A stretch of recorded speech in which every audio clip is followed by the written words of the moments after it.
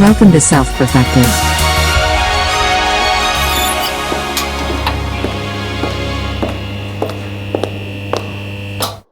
Ready. Nice. Perfect. Hey, we're here. We're here. We're not live yet. We're not live yet. Well, recording. Now we're Here live. though. Now we're live. All right. We're always here. We're always here. We're just not always recording. We're live. We're always alive. All right. And so are we anyways, always awake? Are we always awake? yes. So as we typically do, we could start by talking about what we're eating. All right. So let's get that out of the way. Mitch, I saw you have a smoothie there with something. It looked like you had some pumpkin seeds and dates in that smoothie. Am I right about You that? just heard that. You can't tell that by looking at it. You know what a smoothie looks like? It's got that like sage green color to it, which is not typically the color I'm looking for in a smoothie. Mitch's smoothie is like half basil. It's just, There's no basil in this movie. like but not by They are volume, by, green. like by mass. It's like literally just Oh like yeah, basil slash. okay. There's a spirulina powder, spirulina, Okay. and chlorella are Okay, I two like those things. superfoods. You know what? Whenever I And- hear chlorella, you know what I think of? Cholera. No. Oh God. That's what I usually think of. Yeah. No, what do you think of, Cameron? 101 Dalmatians. Oh, Corella Deville. Oh, Cruella Yeah, Deville. I'm Okay, like okay. Chlorella Deville. What was her actual name? Cruella. Cruella. Cruella. That's right. Yeah. Okay. Yeah. Man, I got She was programmed cruel. so hard with like. Disney Yo, stuff yeah, I was that like, movie was. Oh man, that movie was fucked up. Yeah, It kind of was. traumatic. That was huh? scary. I mean, Yeah. when you're like really little, Yeah, I didn't like that Definitely. movie. because they had burglars. That's like Yeah. what programmed me to be afraid of burglars. Yeah. Burglars, and What this do you- woman was like actively trying to murder these puppies. Like that Make was it her coat. whole. Yeah, and the puppies were so cute. Like, you know how Disney can make things with like big eyes and stuff, and they're like just so adorable, and then they're about to get killed. Yeah, that was fucked up. Yeah. What's up Oh, with there was Disney? something like it? How can you argue that it's like actually good? Like it's literally just brainwashing like fear into kids about right. everything. It's just people have nostalgia. So like, oh, it's just cute. It has Disney. It's like a weird form of torture with Stockholm syndrome. Like Yeah. Yeah. Hey, I made a video like a year and a half ago, and it's called Why Disney is Pure Evil. And it keeps getting all these views. It has like, I don't even know. It's like 5,000 some views on it. Nice. Wow. And I'm basically just saying how it's like really fucked because in all the movies, their dad, the dad's dead, and they're like impulsing people with fucking fear and literally Monsters Inc. Anyone remember Monsters Inc? Yes. Yeah. They're literally explaining what they do. They're literally creating. Yeah, a dream. true. That's true. They Monsters literally- Inc. is actually a documentary about Disney employees. That's it. They're actually and fucking monsters, Adrenochrome, right? and they think they're adorable. Hey, Dr. Shiva put out something about adrenochrome yesterday. You don't Oh, really have to interesting. watch it, but he's basically just giving a scientific understanding of what it is and how it's like prolonged fear and torture in a child. Is it literally then turns into adrenochrome and then So that's really interesting it because powers the monsters. like one of our friends here who comes to our clubhouse and has they were just talking about they were going to go see the movie Sound of Freedom, I think it's called, Mm. right? Which is supposedly about this guy who he's basically stops child trafficking, or like he's been on the front lines of it, right? Do I have that right, Christine? Right? Yeah, he's like an ex-government worker that turned into full-time stop. Like I guess, yeah, interfering with like child trafficking and all that kind of stuff. So anyway, the guy who's playing him in this movie, I think, is the same Jesus in the Passion of the Christ, Yeah. right? And apparently, he's been going around doing these interviews talking about child trafficking, but also he's been bringing up adrenochrome when he talks about it. And what's funny is he said he did an interview with Jordan Peterson, and he brings up adrenochrome on that interview. And Jordan Peterson just like he's asking questions about everything else, but avoids that. Just like, we're not gonna talk about that, and he just like keeps going. But no, it's interesting because it seems like right now in this moment, dude, Cameron, I remember I remember, I don't remember how many years ago it was now, like 6 years ago, maybe like 5 or 6 years ago. But I remember going over to your house and you and Avery being like, this was in Houston. Remember this? You're like, you want some adrenochrome? It wasn't that. It wasn't that. But I thought it was. I thought it was. It was basically like, Cam was like we were talking about so many things and I'm learning so much. I'm like, man, finally, like, actually are gonna support me to walk through my bullshit, like cut out all the shit that I've been doing and really take life seriously, right? And like I'm gonna the upper echelons of right. And then Cam goes, you know, why do you think people? Oh, it says my internet connection's unstable. Can you guys Yeah, hear me? still? it keeps chopping. Oh, okay. All right. Well, We'll just leave that as a cliffhanger. Just that Florida internet. I think it's Is just there a my fucking connection. hurricane again? No, It's it's just just every every my- week. and all his tabs open. Oh Let's be yeah, it's your real. one tab Oh with, like, my 1 million god! Did tabs you in not it. listen to the recent episode, Drake? I didn't even hear it. I didn't even know you guys did one. Drake just talks. Did you do one You on just me? can't hear it. Drake, one tab that shit. Listen, everything is one tab. Question: Yeah. Can you have more than one tab? It all goes to one central one tab. But wouldn't it be crazy if you could have like multiple one tabs? Oh no! That would be crazy. That would be fucked up. I'm gonna create it. It's gonna be called more than one tab. Better Listen, than one tab. I'm gonna close And some of each these. tab inside of a one tab can have one tabs. That gonna sounds literally like the fucking mind. It does sound like the mind. It's like all the dimensions of the mind, right? Yeah. Okay. Yeah. all right. I closed all my tabs except for the one tab, and then everything You need else to close is the like one tab. no, I can't close the one tab. I can't. Christine, do you use one tab as well? I don't because I don't have a problem with closing my tabs. Oh, Well, yours- nice. the Because internet's choppy, too. I heard when couples get married, you know, and like have babies, that their minds download into each other. So I just They take on each other. They take on each other's tabs. No, no. She's not accepting and This allowing is the your difference bullshit, between Drake. boys and girls when it comes to organization. I will not download Drake's bad habits when it comes to Nice. organizing. She don't need your bullshit, Drake. If anything, I'm trying to influence the other way. Listen, I got one tab. All right, it's all in one tab. It's not disorganized. It's all in one spot. Okay, do you have your Wi-Fi on your phone? Is the next question. I do have Wi-Fi. We don't live in the boonies. Yeah, but we don't Mitch. live like. Okay, but Drake probably has way more than fucking one tab open on his phone. That's true, actually. What does that have They to do don't with have one tab. anything?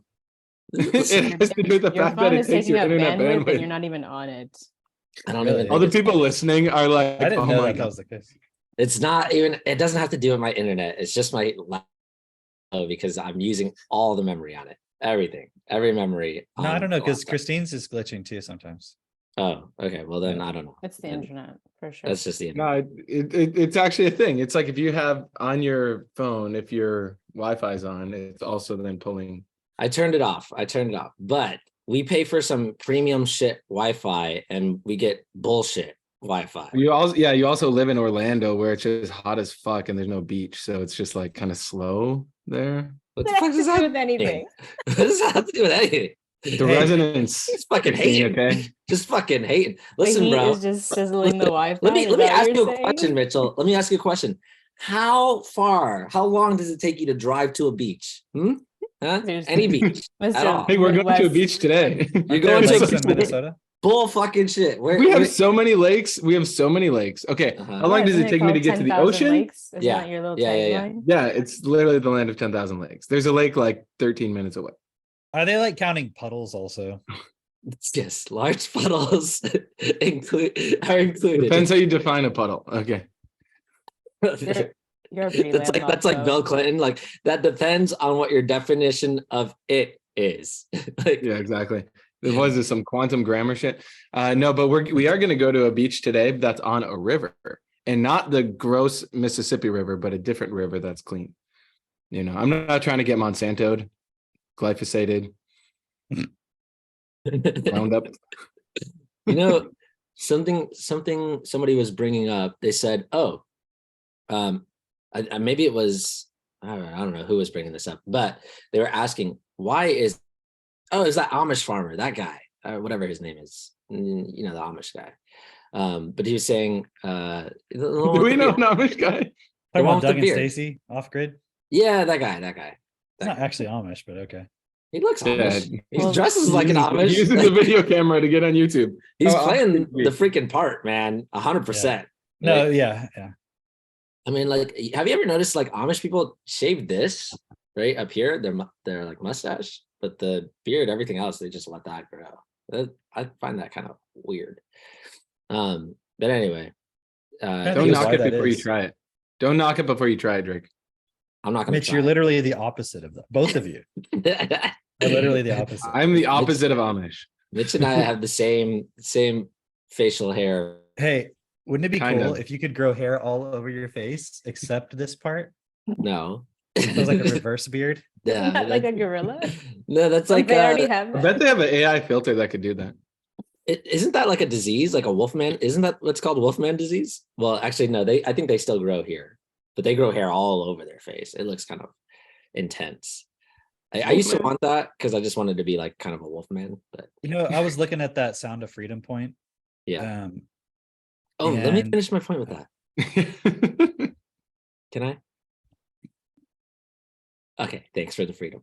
Anyway, thanks for so the The freedom sound of freedom. yeah, that's the sound of freedom right there, guys. silence.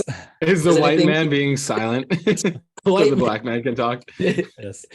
So I get over to Cam and Katie's house, and Avery's there, and we're talking about the elite.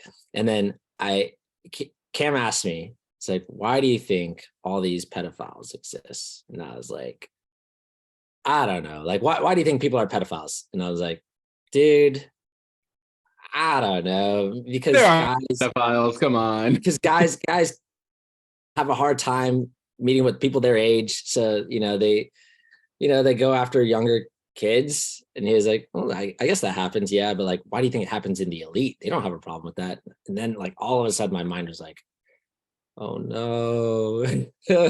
No. Is this what I'm going to have to do? I don't want to be a part of this anymore. It's like I have to redo my whole dream board. I had pictures of Bill Gates and all these guys. I wanted to be them. I was like, fuck this. No way. And then we started adrenochrome and all that. That's the only thing I wanted to mention. And that was the first time of me hearing that, of like the elite do all this stuff. And I remember Avery being like, you never heard of this? What the hell? Like, this is like common knowledge. I was like, what? I've never ever even a glimpse of this. And now it's like all mainstream, right? That's Oh, the true. point that I wanted Yeah. to make. That's actually a good point. Yeah. Now it's like I was looking at that Sound of Freedom point, and I was just noticing there's a connection between that and the whole Trump thing, remember, and like QAnon and all that stuff, and like how it's all about like saving the children from like the underground networks and all this stuff. And like there's like just seems like there's this point where people are getting hyped up about that point for a reason. Like it's because I Yes. mean, okay, let's say it's all true that all of the Hollywood stuff is all about child exploitation, abuse, whatever. Okay. But isn't like this movie Sound of Freedom like at like the box office? Yeah. It's like a box office movie. It's not like, oh, they had to like put it online, for free or, in their own server or something. Like it's like an actual Hollywood movie. Otherwise it wouldn't be allowed in the theaters, because there's tons of movies that could be in the theater. Like how many movies came out yesterday that we don't even know about, Right. So there's got to be some process or system you have to go through to get your movie into theaters. You know what I mean? Yeah. Like there's, Yeah. it's like if you want your product at Costco, it's not like just any product is going to be there. It's going to be specific ones, So it just makes you wonder, like, what's that really all about? And I was just looking at that point of it getting all hyped, people getting hyped up about it. And then, it kind of plays into that whole savior complex of, the person who's going and saving the children and all this stuff. But it's like not addressing the root of the problem, obviously. Mhm. Like the actual root of the problem as to why is there child trafficking. Yeah. you know. And like I was watching a few more of those videos from it's actually not Soft White Underbelly, because we had talked about that before. There's Yeah. a different video, a different channel I follow now called like All Time Media or something. I think that's what it's called. Yeah. And That's the guy the one that we watched. that's the one we watched actually. I thought it was Yeah. Soft White Underbelly, but it was actually that guy's channel. And he just interviews like people on the street, you know, like what's going on with them, what, you know, why are they on the street, what are their addictions and all this stuff. And you know, you could just see how it all traces back to the person's childhood, Yeah. you know. And obviously child trafficking is fucked, like it's not acceptable. But it's like focusing on that as the thing that's so evil that needs to be solved is missing the bigger picture of why children are abused generally. Because you could, you know, obviously that's an extreme form of abuse, you know, but you could be in a home with like middle class parents, and you go to school and the parents both work and all this stuff, and you can still experience like a lot of abuse and also not be prepared to live in this world effectively, you know. And then obviously things aren't structured to support people to live effectively. It's a whole big fucking mess, really, Yeah. you know, the whole system. It's interesting because there's a serious hype around it right now. It's not just this one guy talking about it, or Mhm. Dr. Shiva, or you know, it's like even random people on Instagram who are like, oh, because we talked to somebody yesterday. She works in a hotel, and she's like, she had to sign some paperwork that was basically, if somebody comes in and they show these sort of indicators, then you have to report them. And it's basically like to stop child trafficking. But you can be complicit in child trafficking if you don't alert the hotel or alert, you know, authorities to this person's doing things that seem suspicious, essentially.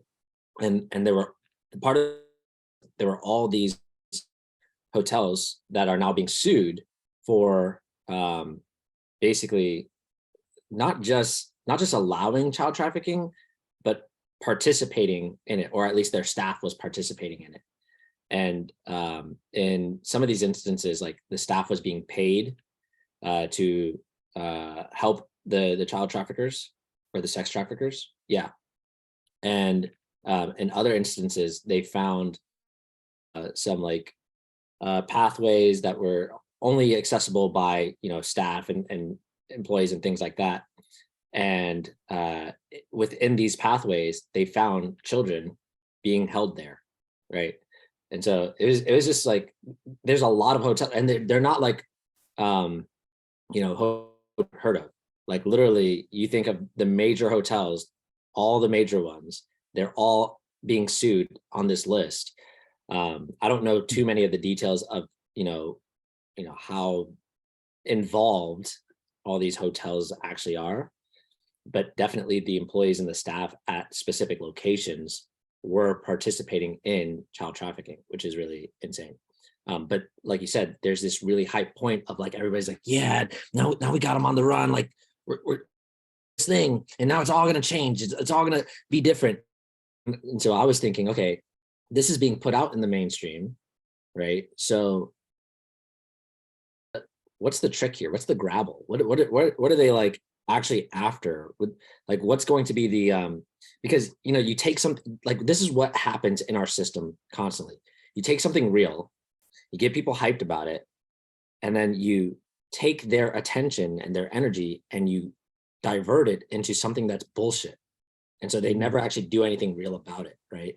And, you know, aside from that savior point of like somebody else is going to do something about it, or getting stuck on the point of, yes, child trafficking is the problem. It is a major problem, but it is a symptom of an even more fundamental problem. But the other thing that I see that's going to happen to people is, especially young guys, are going to get like excited about, ooh, I should join the military, you know, because typically here's what I'm thinking anyway. Typically the guys who are on the front lines for stopping child trafficking are ex-military type guys. Like that's usually the story I hear all the time. Like I actually meet with people who have been involved in front lines of child trafficking, like stopping it, ending it. And they tell me some really brutal stuff.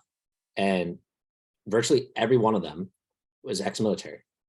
And you know, what I see is like, okay, a bunch of young guys are going to get persuaded again to like, oh, join the military. Because I feel like a lot of people right now are probably disillusioned with the military to some degree. At least less people now seem to be like, I'm going to join the military. That's going to be the best thing to do than when I was, you know, in middle school, high school. That seemed to be like the thing for whatever reason. As a young guy, like I was impulsed with all the war movies, you know, all the guns and the shooting. It's just like, yeah, I was thinking I would join the military until someone repeatedly was like, you don't like to listen to people. Like you're gonna have a hard time in the military. And I was like, no, it'll be great. I can listen to my commander. That's fine. Like they're gonna tell you to shoot somebody or do something that you don't want to do. Like what if they tell you to shoot somebody and you know that person didn't do anything wrong? And I was like, then I wouldn't do it. Like then you would be like court-martialed. You'd be like basic property of the military. Like they had to tell me that multiple times for me to get it and be like, oh, okay, maybe I don't want to do that. Yeah, maybe you're right. Right. Man, you got sold though. Yeah, I did get sold. But what I'm saying is there's going to be a lot of young guys who are going to get based on the idea of like, I'm going to save somebody. Like this is a cause worth fighting for. And it is, right? But then joining the military is not the answer. Because then what happens once you join the military? You literally become the property of the military. And they're just like, okay, now you're going to do what we say, and you're going to get completely sidetracked from if it is your purpose to go and end child slavery or end child trafficking, then you're going to get completely sidetracked by joining the military or doing that. You know where you can actually end child slavery without having to join the military? Right here in this group, right? Because we're talking about the Literally fundamental root of the problem. That is our mission, right? It's our destiny. Yeah, no, I totally agree. Like what Cam was saying too, it's like it's just another opportunity where it's like getting hyped up and then everyone can just take a back seat on, oh, someone else is taking care of it. I don't have to. And it's almost like it's like the Disney movies, it's just desensitizing the idea that this even exists, but because it's not in front of me either, like it doesn't affect me at all. But I know that I'm aware of this, but I don't have to actually do anything about it. Like that's what also I see with all these movies, because apparently Mel Gibson is also trying to do some documentary of connecting the pedophile rings with like the Hollywood or something like that. I don't know. I saw some. I keep hearing back and forth on that, like, oh no, it's a myth or something, but it's like you don't know what you can trust in terms of information. Right. It's like all the main news channels that are saying no, it's not real or something. Right. But then it's interesting because I was like, okay, but there's all these conspiracies as well that, oh, Anthony Bourdain died because he was trying to expose the elite pedophile ring, and like that guy from Lincoln Park as well, or Mac Miller, like all these people. So I'm like, okay, well, why haven't they outed him if he's supposedly trying to expose it? So it is weird that it's coming up all of a sudden and like being pretty mainstream. This is really interesting. I was because I wanted to see like who's producing the movie, you know, and so I just typed in the name of the movie into Google. And they have like a section of top stories about it, you know, and from Washington Post, it says, is the headline is Sound of Freedom a true story? What to know about the movie, QAnon ties. Oh, nice. Wow. Isn't that interesting? It's interesting too, because I actually follow the guy that's like the main person that they are talking about, and I've been following that guy for years. Like I don't know how I stumbled upon his page and what he does, and we actually met someone at like one of our recent events who works, like they have an organization as well that works with their organization to end like child trafficking and all that kind of stuff. And he's been talking about like what's actually true in the movie and what's not.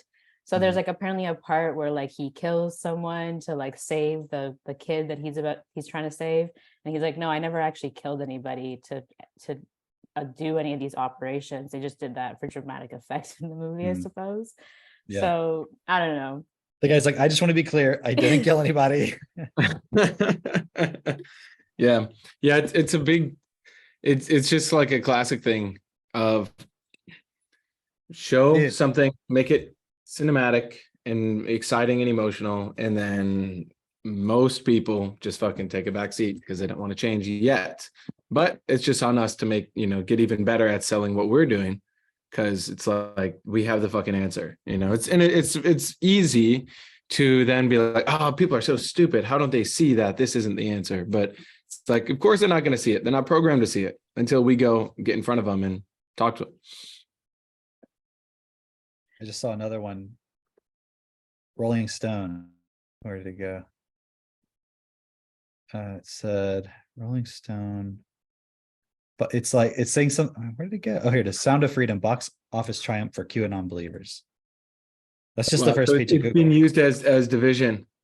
I mean, it's like literally what I saw when I was looking at the point. I'm like, oh, it's hyping up on all of that stuff. That's who's going to get excited about it. I mean, it's obvious, right? Wow. Yeah, it's just more and more division now. So you got like the QAnon Trump conservative camp, and then you got the like woke accept everybody camp, including LGBT, P. And it's just like mass division. Yeah, and it's also like this because we were, before that we started recording, we were talking about that Iron John book, and it's sort of like, in a way, it's like hyping up the masculine hero point. Okay, can you tell me a bit about that Iron John book, because I don't know anything about it?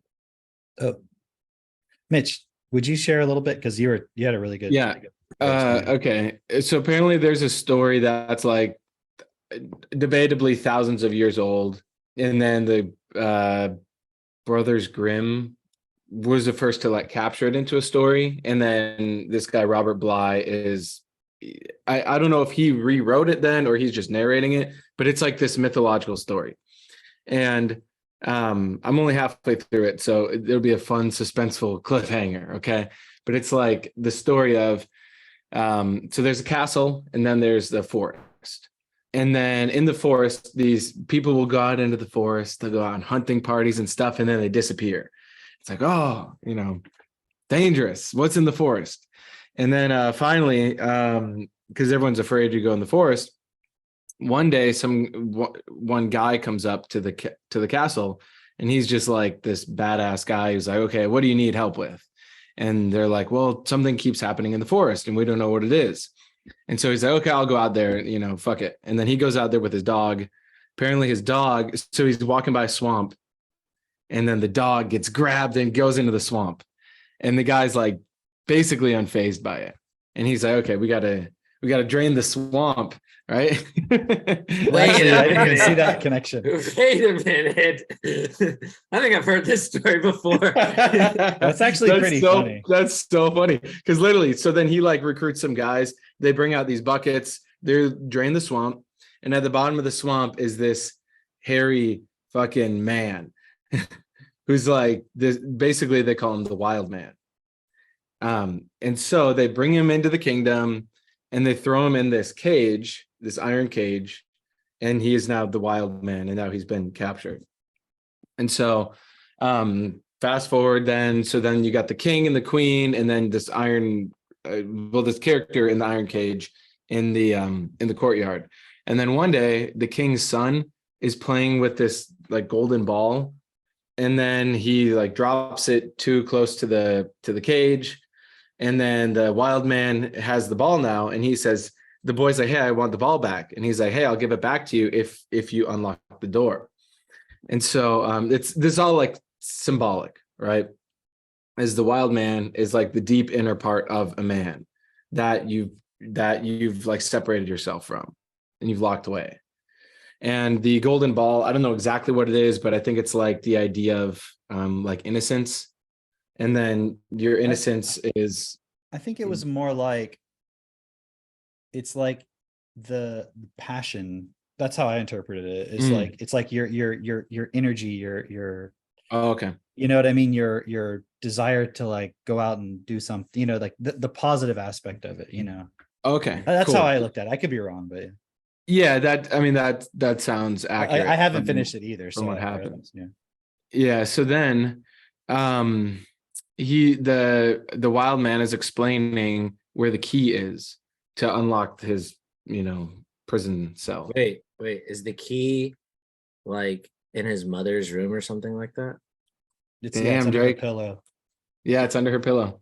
I fucking knew it. So, yeah, so you've heard this, right? Or something like it. Have you heard it I- before or no? No, I had heard like that particular story, that part of the story, just like opening a cage, like a golden ball opening a cage and a key under the mom's pillow. Like I'd heard just about this part, and I think it was probably from like some psychoanalysts talking about that part of the story. Probably And- Young or something. Yeah. yeah, and they were talking about how it's like the symbolism there is you have to go back to basically defying your mother, right? Like okay, are you still a child, but you just listen to whatever your mom tells you and Mhm.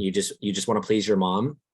Or are you a man and you're willing to like face the wild, unlock the cage, whatever it is? And that means also you have to make your own decisions. You can't just rely on mom anymore. Yeah, exactly. And so, and it's interesting because this guy, Robert Bly, is like, he's narrating this. He explains how he would go across the country and deliver this talk to people. And one time there was, because he's basically just seeing that there's like a giant epidemic of like soft men in the country, like men who never fucking grew up. And then they like think that growing up is through getting obsessed with sports, or they think growing up is like, joining the hippie movement, or, it's like, I don't know, getting into cocaine and partying, but there's no like initiation process. So anyway, this one guy, one of his talks, raised his hand and goes, I don't like the part about having to defy the mom. Like, can't he just talk with the mom and reason with the mom? Or to no, get it's like he has the to key? steal the key, right? So he's like, Yeah, well, I yeah. don't, stealing is bad, right? Yeah, and basically the whole point is like, fuck that. It's like you have to be able. It's like the mom doesn't actually want you to even reason with. Like on a deep level, the mom wants you to turn into a man. Like it's not about appeasing her. And so anyway, he gets the key, goes, unlocks the guy. Then the guy, like the wild man, like runs off. And then the kid realized like, oh, I'm going to be in a lot of trouble. Like my mom and dad are going to be pissed at me, whatever. So he rationalized that he has to now go with the wild man into the woods. And that's where we got to. Basically, they're out in the woods. So yeah. It's the story. Drake went off. He's like, I gotta go get that key. What book Yeah. is this? Is this a book? Yeah, Yeah, well, it is a book. It's called yeah. Iron John. yeah. And you can see how I at least see it where, well, he's alluding to the fact too. Greg, did you get the key? Oh, he needs headphones. Did you go get the key? No, not good. Christine was hearing some noises, so I wanted to be a man and check and make sure that everything was a-okay over here. All right. There's no Was there- Florida was man's there not an outside. alligator? There's The no, wild there's man. no Florida, there's Wild no man's out the wild window. Florida man in our living room. I So killed a cockroach this morning, so now I'm hearing things. she wanted to make sure. You remember that scene from Men in Black where it's just a bunch of cockroaches? She wanted to make sure that's not what was going on out there. So He's got giant fucking cockroaches.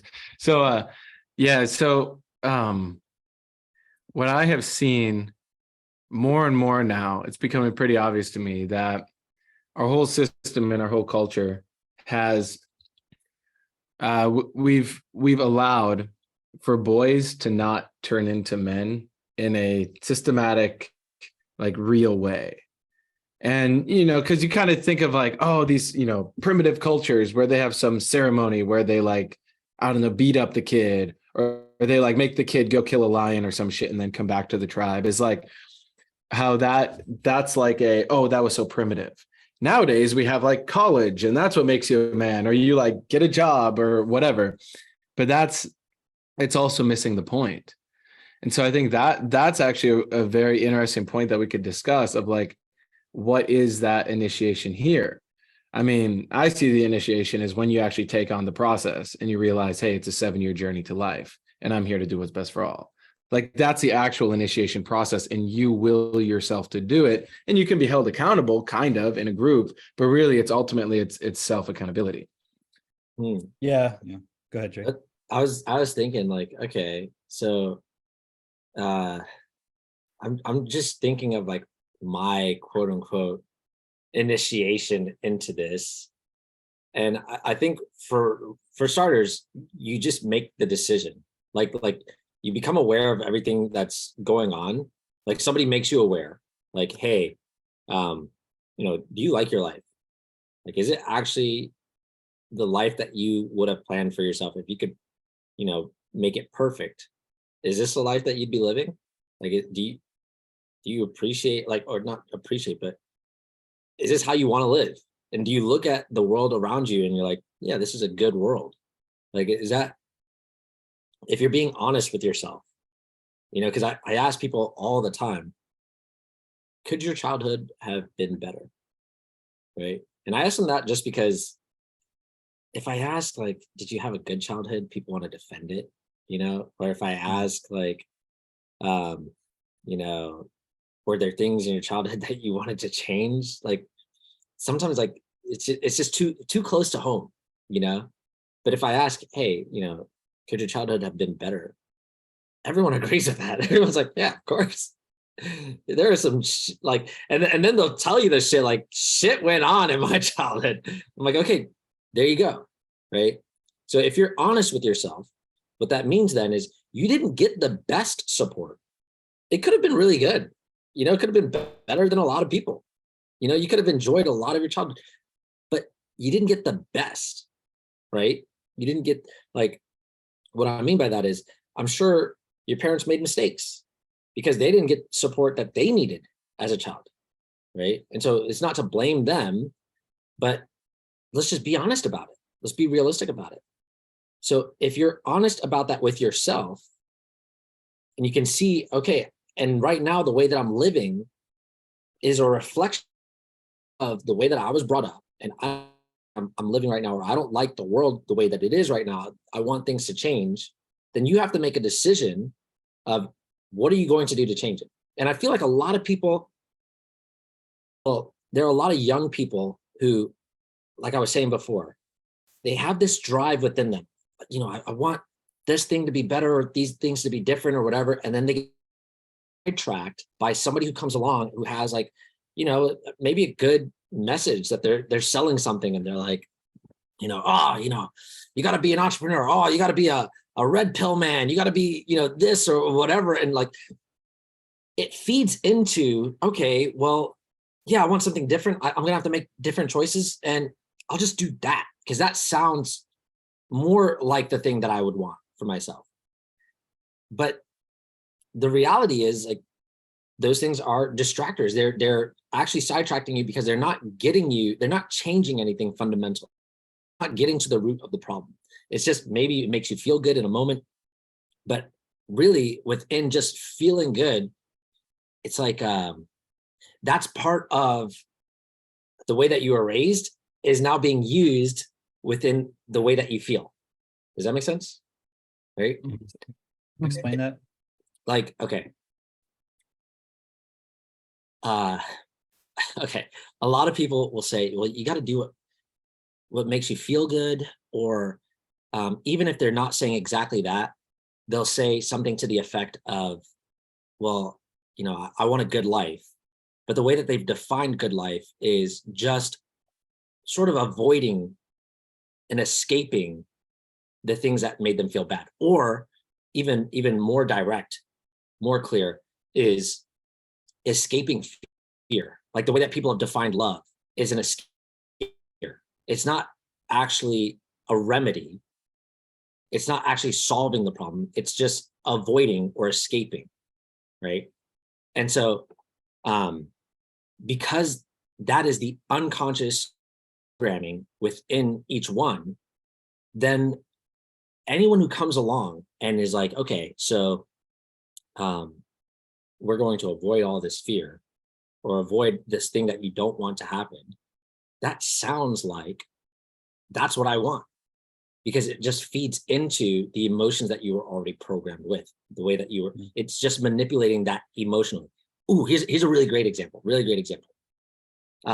say you're a kid and parents do this all the time. Parents will say to their kids something like, or they'll have an attitude toward their kids when their kid does something that they don't like, that they don't want.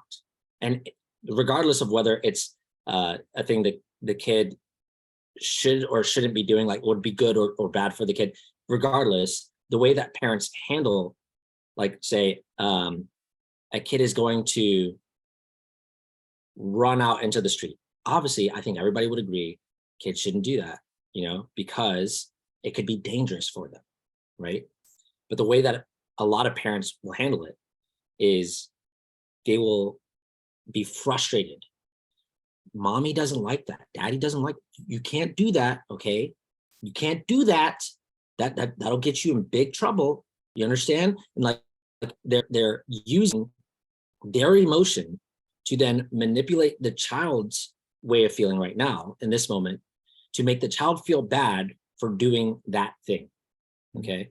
And then that's basically what's happening there is you're taking away the sort of affection that maybe you might usually have for the child or whatever, but you're basically, you usually give positive emotions to your child. Now you're taking that away, you're giving them a negative emotion, and you're saying, if you want to get back to this positive, you have to do what I say. You have to please me, essentially. And then the child then eventually is like, okay, I want to please you. This works. We know it works because that's why all these parents keep doing it. I'm not saying that that's the right way to do it. I'm saying this is the common pattern that happens, right?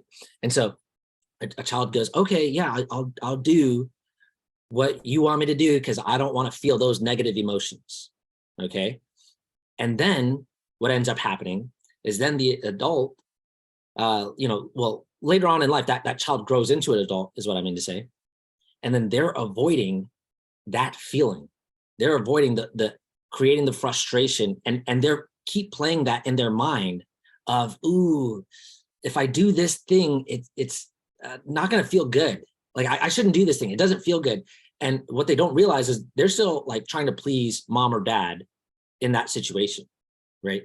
And so then that is actually what's driving the decision making for most people, is they're just being manipulated by that, right?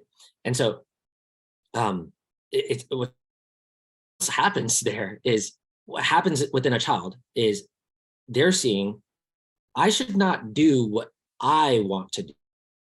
I should not do what I want to do, or I'm not making decisions based on me directing myself, but based on how this makes mommy or daddy feel, or the authority feel, or how it makes me feel.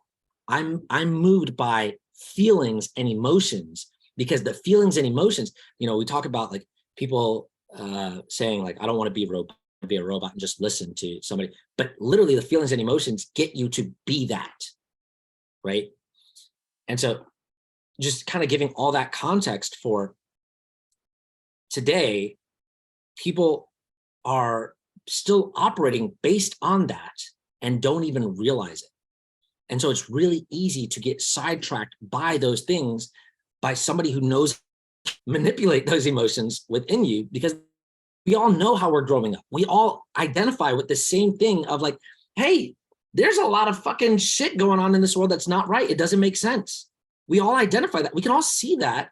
And yet, people will be like, no, everything's okay. It's sort of like under the surface. Nobody wants to like say it outright, right? So somebody who's willing to say that can take this point within you where you identify with honestly, and you're like, yes, but then they can take that and have you going off on a different route where it doesn't even make sense.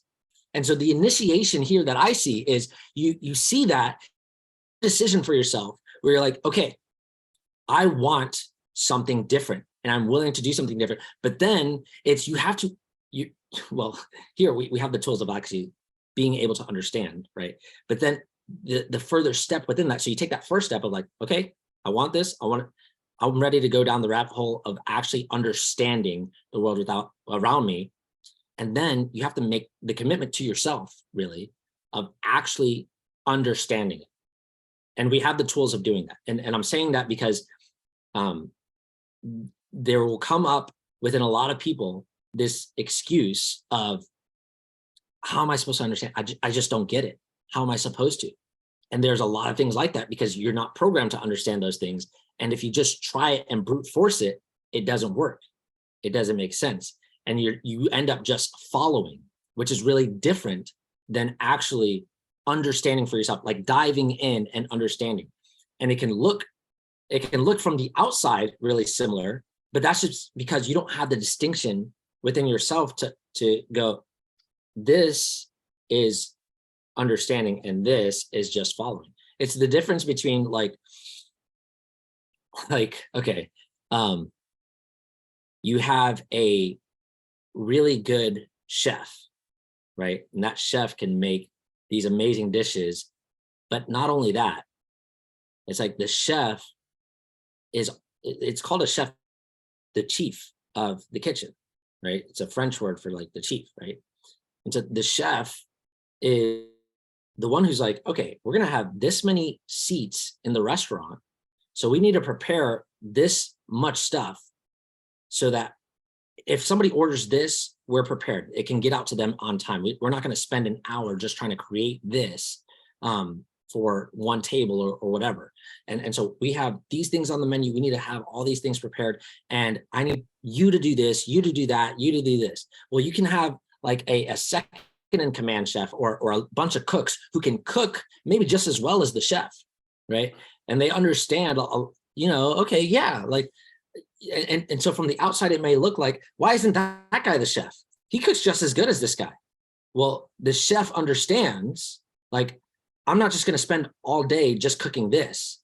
I need to make sure that this is prepared, that's prepared, you're in your place, these people are going to come in, we're going to have a party of 12 at this time, etc. And that's the person who can execute and see everything for themselves. And maybe this person who cooks just as good as the chef to that point to be able to do all those things, but that would be understanding for themselves instead of just following the orders of the chef. They can do, like when they're under the guide of somebody else, they can do everything that person says, but just doing everything that person says, they're not understanding from themselves, right? And so that is what each one of us has to do.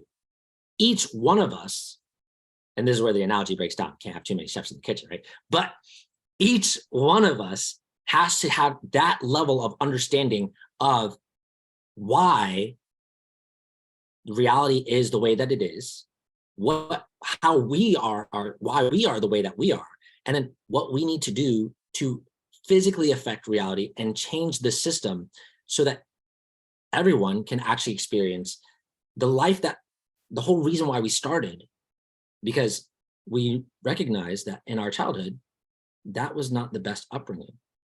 And so we're giving ourselves that opportunity for like, okay, this is what I would have actually wanted.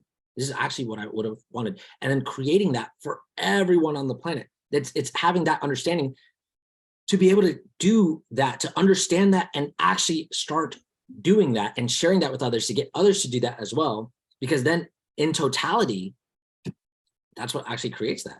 And then you don't have the fault of, if this person's just following, then that's how you can create like the dystopia.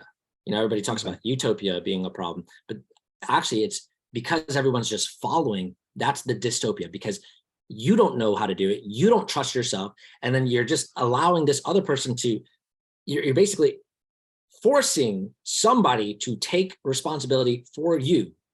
And they don't know everything about you. They can't possibly, and so they can do as much as possible. But at the end of the day, you have to take responsibility for you.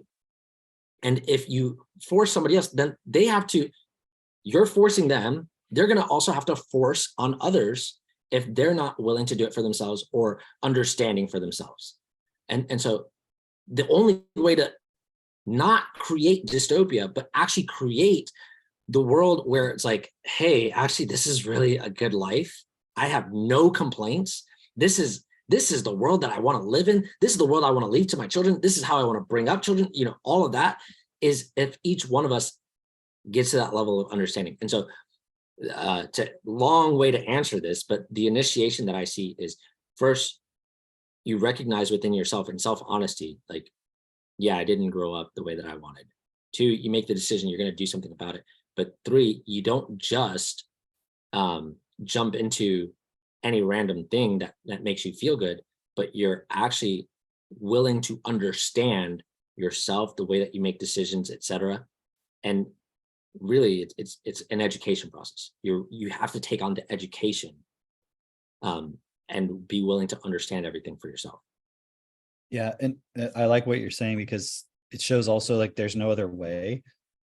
The whole dystopian point is being represented to us by like the WEF, you know, what is it? Oh, nothing, be happy, all that kind of stuff. It's like there's the contrast of this is the approach that will just keep everybody as slaves, right? And the only alternative to that, where it doesn't always just devolve to that, because if you think about it, that's been history forever, right? Is the same thing. It's just now the technology is there to make that control even more absolute. And so now we're looking at, okay, each person has to realize for themselves who they are and take responsibility for who they are, because then if we don't, like, it's just our minds are running the show and looking for feelings, avoiding certain feelings. And if that's who each of us is, then a system that manages energy is the only thing that can maintain things, essentially, right? But that's not really the world we want to live in. We don't want to be controlled. We want to be able to have choice, like actual freedom, you know, not just the choice of consumerism, but like actual freedom to enjoy our lives, and the freedom that comes with everybody having what they need as a life of dignity. Like when you're in a group where everybody has what they need, you enjoy yourself and others more than if everyone's competing and struggling for survival. And so the entire system that we live in is always trying to keep that point. And this point of Hey, just to that point, 'cause I feel like a lot of people, I've run into a lot of people that have an objection to that. But if you actually just consider it, of like, would you rather be amongst a group of people who, some people are broke, they're poor, and they're always asking you for money, they're always like jealous of what you have, and like even if you're doing well, you know, or would you rather be in a group where all your friends made it? Like I know for, you know, me going through high school, a bunch of my friends ended up like making good money compared to the average person, you know, and they look around and they're like, look at that. Like, you ever see those posts on Facebook, like people are like, all my people made it, all my friends made it, you know, we all made it, and like just in some way where like really made it, but like we have money, we're good, you know, it feels better when you're doing that. And I'm just bringing that up for the person who might have the objection within their own mind of like, well, if everyone has, then like, you know, that won't work, you know, or like somehow that's not going to feel any better, or that's not going to really change things. Like, no, you know, actually you want the people around you to succeed and be successful, you know, inherently. Well, you know, and like kind of just tying this all back to like the child trafficking and all that stuff, like that's the end result, or an end result of us not all having what we need and supporting that. It's like you're always going to have these outflow consequences of some people being in extreme situations, like those videos I was watching of you know, like the people that live on the street and so forth. And it's like, it's so fucked, man, because they're, you know, there's one girl I was watching, she was 18 years old. She had moved from California to Pennsylvania or something. I can't remember exactly where, but and she was talking about how from a very young age, something happened with her parents. I'm not sure, but she was put into like the foster system or whatever, and just going from house to house, being abused over and over and over, sexual abuse, physical abuse, emotional abuse, all those points. And you could just see within her, like the sort of just like, I have to keep surviving, and she was out there basically just looking for drugs, and just trying to survive, and our system is not set up in a way where it's like everybody has what they need, and that it can't just be a top-down system that does that. Like there has to be a top-down aspect to it that's like managed and administered, but at the bottom level of every person, it's like we're not even at the point where we want that yet. Do you know what I'm saying? We, like you were just pointing out that objection, like we don't even want that.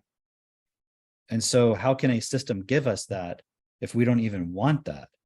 But then we will complain about all the problems that exist or get hyped up, like on that Sound of Freedom point, like, oh, they're fighting the child traffickers. And it's like, that's just one guy who's like trying to do what he can to stop a problem that he's never going to be able to solve on his own. You know what I mean? It's not to fault him. It's just the actual root of where child trafficking comes from. Like it comes from people not having enough money. Like, do you really think there's all just like evil people that just want to hurt children? Or is it like within their programming, within their childhood, within their vocabulary, they can't see any way, or this just seems like a way to do it? Is it any different than making money off of being, a vice president of some company that produces military weapons? How is it any different?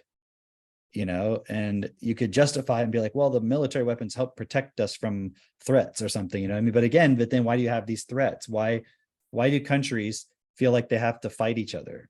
Why can't they just communicate? And look at marriages. Why does the husband and wife feel like they have to fight each other? Why do so many marriages end in the point of like the wife and the husband hate each other and resent each other? And then it becomes like a custody battle over the kids, like who gets the kid and they don't even actually care about the kid. It's like they just want to use the fact that the kid wants to be with them as a way of hurting the other person. And like, does it have to be that way? And Katie was just texting me because I'm sure I don't know if she's watching or if she was just sending me this point, but she was saying that the wild man in Iron John, it represents the risk of standing up and changing the system, right? Because it's not, and we've said this many times, so it's not that we don't think women are strong in certain ways, or that we don't think that they're intelligent, or I'm speaking for myself, or that I don't think that they're capable of things.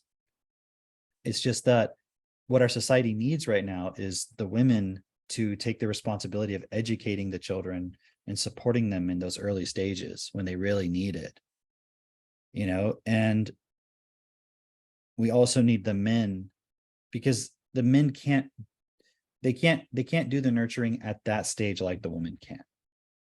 And it's crazy that has become politically, it's like literally a politically unacceptable view to have. Yeah, I was just thinking that of like how women will be like, I can do anything. I could be like a CEO or whatever. I can do whatever I want. And then like the moment you're like, okay, but the women should take responsibility for educating our children. Like, you're gonna put all that responsibility on me? like Yeah. It's not even, this thing is a bunch of them become teachers and they'll think that's, some of them are doing their part.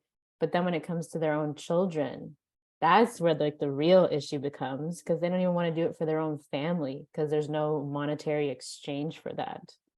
And then I was also thinking like you were saying the initiation of man, like of being a man, doesn't happen. So then eventually like you'll have to, as a man, you'll have to make that decision for yourself. But then I was thinking, well, is Max gonna have to go through that, and be swooned by like a shiny object syndrome? It's like, no, it's like when you have the education at home from birth, basically, you have two parents that support you effectively, and you have like a proper male role model who is actually there to support you and show you what it is to be a man, quote unquote.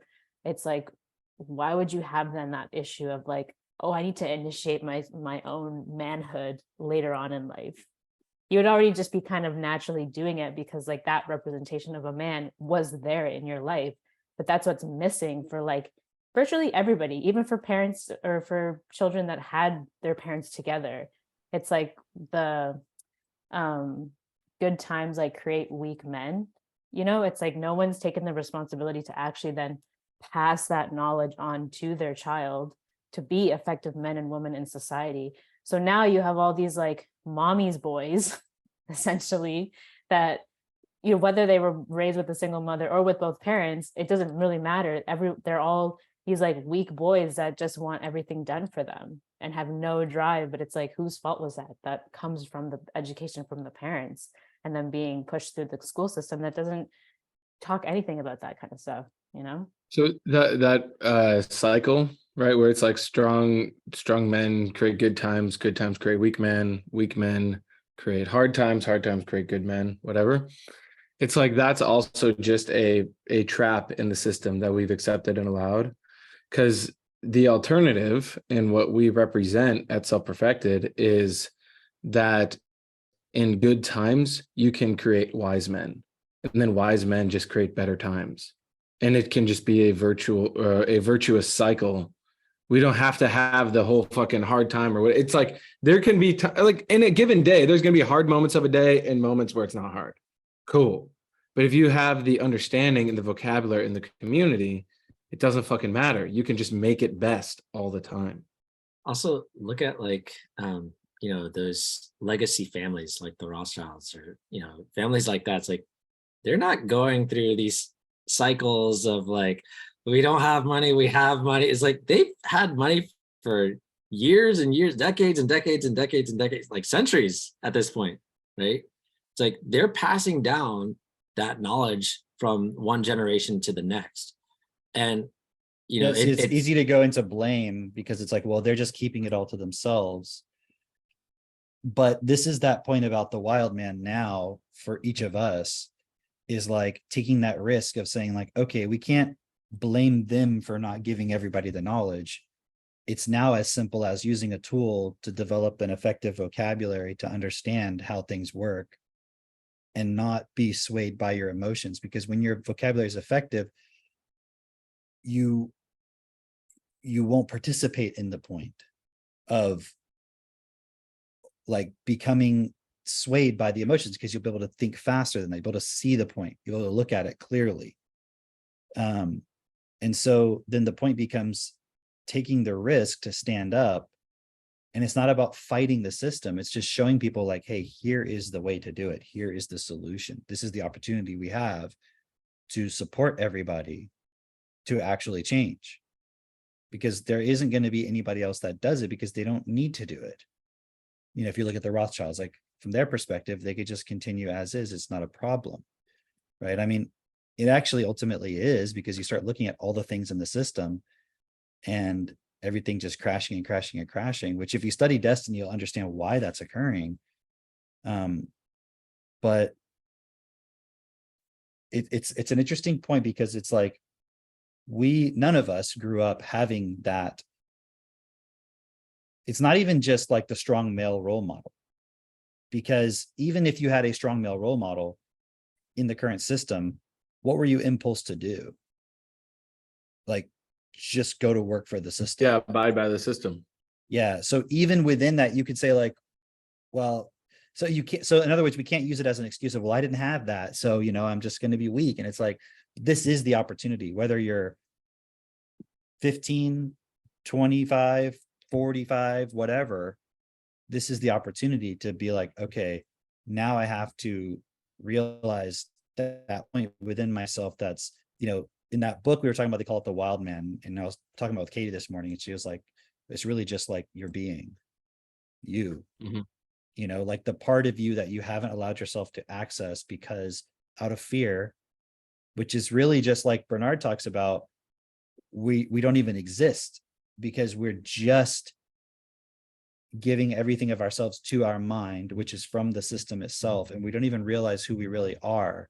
And so we spend this entire life just being the robot, like Drake was saying, just like playing the role and never actually taking that risk of standing up because of the fear of the authority, right? Which is like in that book, it's like that's the mother in the context of like suppressing the son so that she will never leave her, right? And then the father not being there to be like, this is what a real man is, this is what it means to really stand up and to take the risk and to it's like, if you could have the life that you wanted, what would you have done?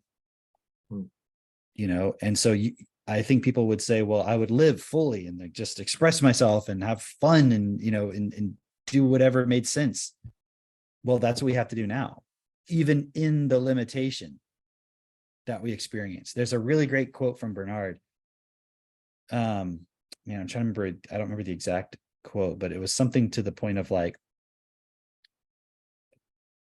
pushing yourself beyond all perceived limitations. Like you and then there's another point, I forget where it's from, like Resonant Seed or something, where he talks about doing the best within limitation. I think that's the point. It's like doing the best within limitation and then even pushing past those limitations.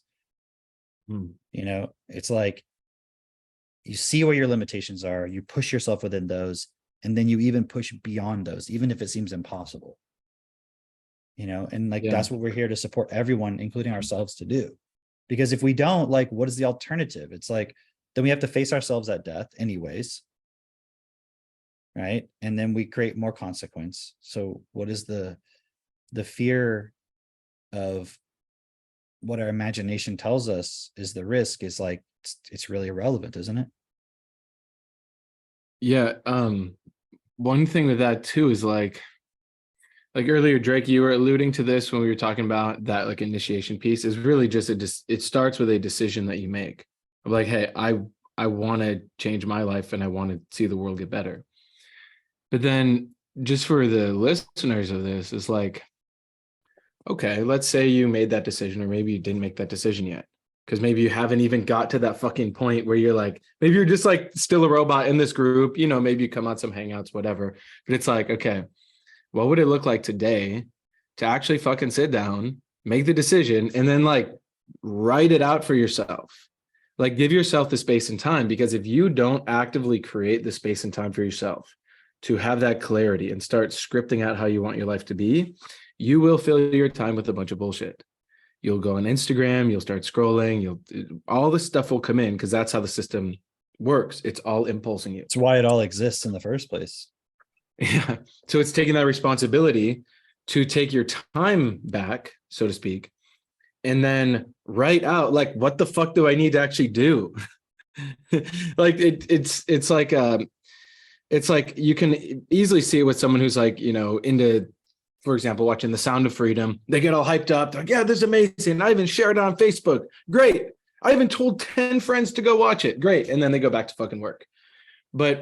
And so instead of then going into like blame or be like, oh yeah, I would never be like that. It's like, well, are you actually taking time every day to write out what the fuck you got to do to pass this along to someone for real?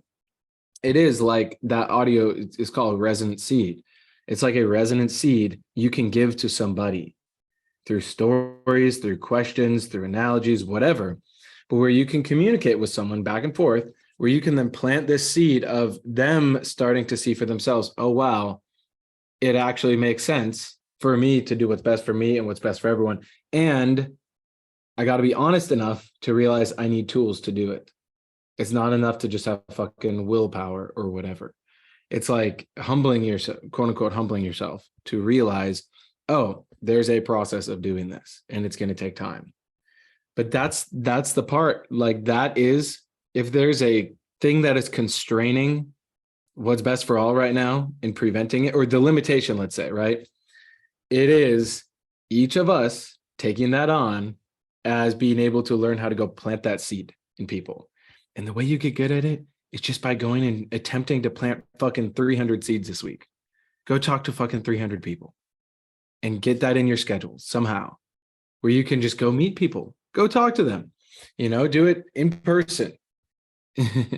Because then you'll see who you really are. Talk about that point that you're talking about before the podcast about the pumpkin seeds.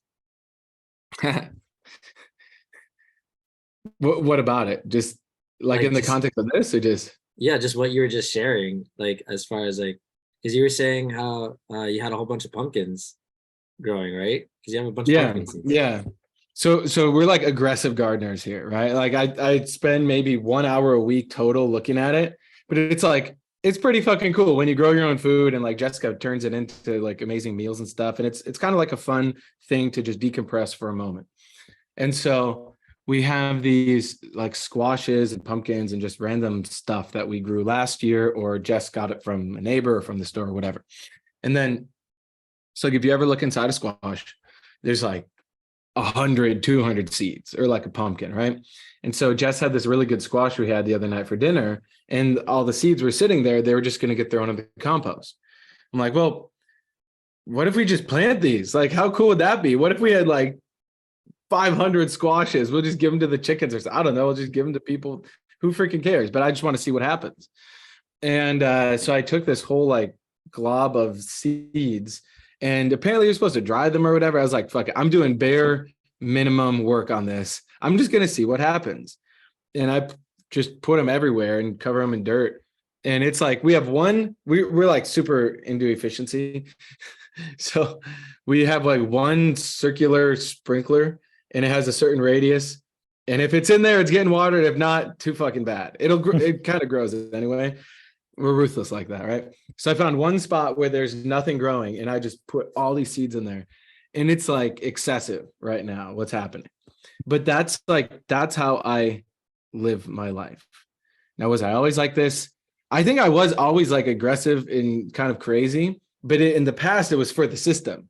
So I was like, yeah, we just need to be positive, and that will somehow raise the consciousness of humanity, right? Then I got woke in the That real. was really aggressive. I was like, everyone, if we could all just like get everybody to just like fucking. I won't share what I used to do. I used to think that a lot of the answer was in like giving people an alternative, what do you call it? Alternative state of consciousness. I thought that would somehow wake people up. And that, failing to realize it just actually makes them even more go into the system. But now I finally found what I can channel myself into that actually fucking makes sense. And like that's in like the seed, right? You can plant fucking 100 seeds into somebody, and then one of them will sprout, and then that will turn into more seeds. Because that it is really like that is symbolic of how life works. That's good. Yeah. You're like, if we could just get everybody in altered state of consciousness, that would be. We could just like put the Kool-Aid. Apparently, what was that? There's some like 70s band, Jefferson Airplane or some shit, where they were like trying to spike LSD into the water supply. And then there's some other person, they like had it. They got invited to like some tea party at the White House, and they were trying to sneak in LSD like in their fingernail to then drop it in, I think it was President Reagan or President Nixon, into their cup of tea to try and like get him to wake up. This shit's crazy. Yeah. Didn't work. Yeah, going back to that book, there's an interesting point because he talked about how like he's speaking, it's a book about men, right? And it's literally called A Book About Men. And he was making this really cool point about he's not an anti-feminist, right? He's not like he even made the point like how men have not listened to women's or been aware of women's suffering for a long time. So if it seems like we're just speaking about the men, it's like that's the point of it, is because he's like, the men have become dangerous by becoming soft and weak. Going back to this point, it's like because we're allowing all these points to happen, right? Like if every child had a father to protect them, how could there be child trafficking? Yeah. There couldn't, you know. But he was making this point about how with all of the solutions that are offered to men, like you were talking about, Mitch, like altered states of consciousness, he's like going to a guru, going to all these different things, and it's like the real point is in how they found Iron John, which was by using the buckets. And he was making this point of like, it takes a long time to empty a pond with buckets.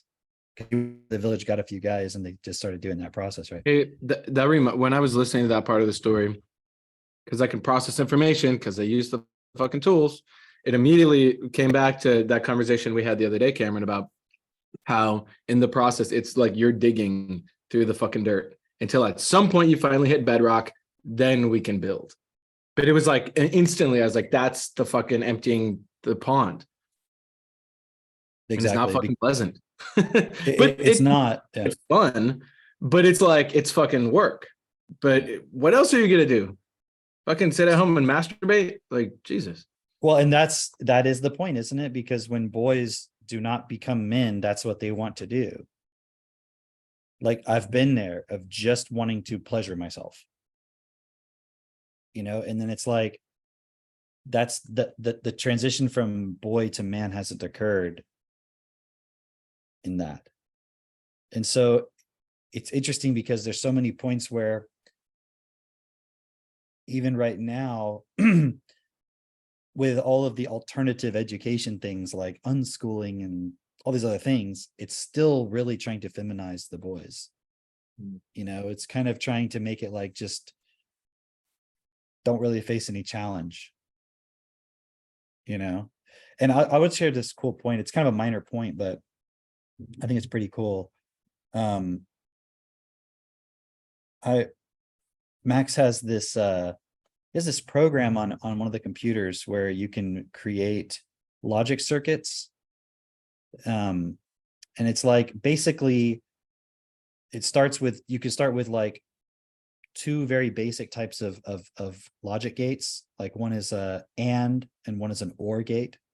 An and gate just means you have two inputs, and if electricity is flowing through both of them, then the output signal, electricity will flow out of it, because it has to be receiving input in both. That means and. So it's like A and B have to be receiving information. And then an or would be either one of them can be receiving information and it would play. So you have those two basic things, and you can actually combine those in different ways and then create a bunch of complex things with it, right? And so for a long time, Max would just kind of play with it. But there's this videos of the guy who created this particular program where he was like designing circuits and so forth. And it was really cool because the other day, Max didn't have the physical components that he wanted. So he was like, well, I'm just going to create them in this logic simulator. And he came up with the realization of himself if he could like watch the video of the guy doing it and like follow it. So he was like tabbing back and forth between the video of the guy doing it and then to the program of him like replicating it.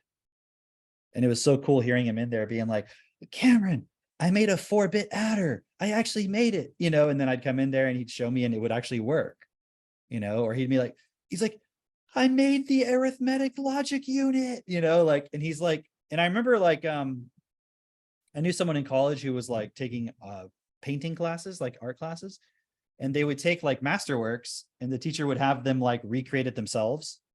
Right. And so they would like walk them through the process of how to do it. Right. And that's how I've learned to do things. And I was explaining to Max after the fact, like, that's actually how I learned how to do a little bit of the circuit stuff myself, and like soldering and all that, is I would watch the videos and I would just try to do it myself and like kind of follow until I could do it. So it was just really cool to see him, because he must have been doing that for over an hour, you know, and not giving up. And like, I could see there'd be points where he'd be like trying to do it and it wouldn't work quite. And he would delete everything and then start over. Right. And it was just cool seeing him start to apply that level of discipline of like studying actually.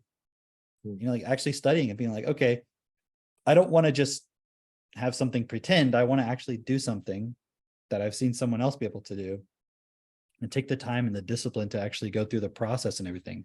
And it's really cool to see that he's still not even 7 years old for him to start developing that point, you know? Yeah. So just a really cool point I wanted to share. Oh, that's amazing. That's really You know? I mean, even that experience of like completing something, Right. like to have that conscious recognition of like, I did it. I mean, that is so missing, I think, from a lot of people. I remember as a kid, like there was, of course, there were things I did, but I didn't have that moment of like recognition. So it's like the whole pattern of like success and then the whole pattern of failure. I have so many more times remembering as a kid, like, oh, you almost did it, or oh, you failed, but you could try again. And then, oh, I was thinking about this too. Wow, this is wild. So I don't know what sparked this thought, but it ties in of how did y'all play video games as kids? Maybe not Mhm. Christine. Christine, you did? Girls play video games? What the What fuck? was your game of choice, Christine? Well, when we were kids, we had a Nintendo 64. So we used to play like GoldenEye, Donkey Kong, Mario, all those games. And then Okay. we upgraded to Xbox. And then I was really into Xbox actually for a little while. I used to play like Halo. Halo Wow. was so fun. Yeah, what is it called? Gears of War. Do you ever play that Damn, game? Christine. I used Wow, to what the love fuck? shooting games. She's like her inner fucking wild woman. She's I like, had no fuck the idea. patriarchy. Just Oh kidding. yeah. Okay. So I remember as a kid playing the video games, and when it would be too difficult, I would quit the game, go into the settings, and then make it be on the easier mode. So instead of me wanting to get better, I would just make the game easier. I know that's such a slight point, but it was so symbolic of like how that was like where so much of my turmoil came in. Then, like as a child, for example, I'd like then go to like baseball league or playing sports or whatever. And it was like there would be some part that I wouldn't be good at. So I would just ignore that and just get really good at the part I was good at because I didn't have the vocabulary, or I don't know, my parents probably tried to explain it to me, but I didn't fucking understand it because I was eating fruit roll-ups all day. So it's like that pattern is happening in men still. I mean, we're playing out our past all the fucking time. So like, oh, it's too difficult. So let me just get really fucking good at this. But in reality, you got to just get really fucking good at the thing that has to get done, which is being really influential, building a business, educating the planet, and then changing the system. Like that's the actual thing. And it doesn't matter the difficulty level. The difficulty level is actually irrelevant. It's only relevant in the sense that you got to kind of be aware of what you're going up against so you can prepare. But the coolest part is like you as life can just get way fucking stronger. You don't have to try and change it to make it easy. But I don't know. Did any of you have that experience too? Maybe when Yeah. Cameron played video games, it was like there was no difficulty levels. No, dude. I remember when I was a kid and there was this game called it was like a Star Wars game called Knights of the Republic. And I think that's what it was called. And I just remember like because my uncle was really into computers and video games and everything, and he would always know how to like hack everything. So there was like because it was like a PC game, and then you could like put it on God mode. You know, and then it's like you could skip from level to level. You could have every power, every force power, you know, all the different Oh things, right? shit, I remember that too. We had a game called Age of Empires, Uh-huh. and they were just cheat codes. So you Yeah. could get like Yeah. unlimited resources, all Right. this. So I was like, oh, fucking easy. But it actually becomes super boring. Yeah. I mean, I'm not saying that as a way of like, oh, people shouldn't have what they need because they would be bored, because that's a separate point. It's just, I notice it's like you're playing the game because you want to experience some kind of a challenge, you know, but then you can just hack it. And then it's like, well, what's the point of this now? Yeah. You know, so it's like ultimately, I just remember, I don't know what stands out, but I Yeah. I'm remember putting God mode through my TT. I remember when I was in like Pop Warner football, like little pee-wee football. I apparently was not very good because the coach play with, right? But I never had a problem with like playing football, but I never got good at anything. I just ended up just having fun, quote unquote. Like that was my thing, was just like, I'm just gonna go out there and just have fun. And so I was never like good at running the ball or at tackling anybody or catching the ball or any of that stuff. But I quote unquote enjoyed myself, on the field, right? And it's like that's how a lot of people go through life. You never get good at anything worthwhile. I'm just enjoying my time here, sort of, right? Because I remember I remember because I wasn't actually really into football. The people around me were, but not myself, right? And so we'd be losing a game, and all the kids around me would be upset, just like they'd be sad and upset because they actually wanted to win, right? Or this like drive within them, or they were programmed with like football, and like, yeah, we're the winners and all this. I never had that programming, not really. I didn't care about it, right? And so I'd be the kid at halftime, we're losing, everybody's upset, throwing their helmets and everything. And I'm sitting there with the oranges, like making the orange smiley face. You ever put the orange peel in your mouth and you're just like smiling? It's just orange, right? Maybe that's a Florida thing. I don't know. But Kids get pissed at you. They're Oh like, why yeah, are you all the so time. fucking happy? Yeah, all the yeah. time. I would have all the been that time. kid. I'd be like, what the fuck? But I didn't care about like the point of the game, is what I'm saying, right? And so like, just in life, there are a lot of people who like they don't care about their purpose or what they're doing. It's just like, I'm just trying to live for me, trying to just be happy, and they're completely missing the point because you'd be much happier actually providing for yourself and the world around you like effectively.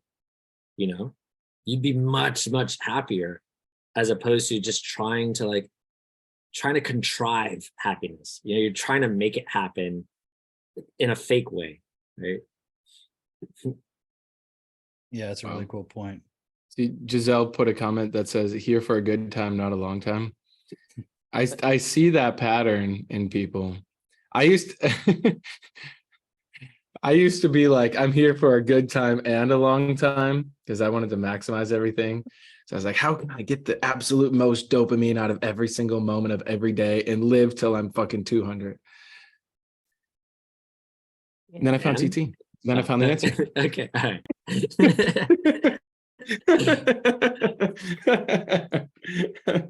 That's funny though, because it's like I listened to a lot of the EQOF interviews, and there was one that it was explaining how like as each individual walks their process and like resolves points within themselves, it opens up more possibility for other people to then also start to emerge as life. And so it's like this bigger thing that we're doing where as you take those points of responsibility, that then ripples out.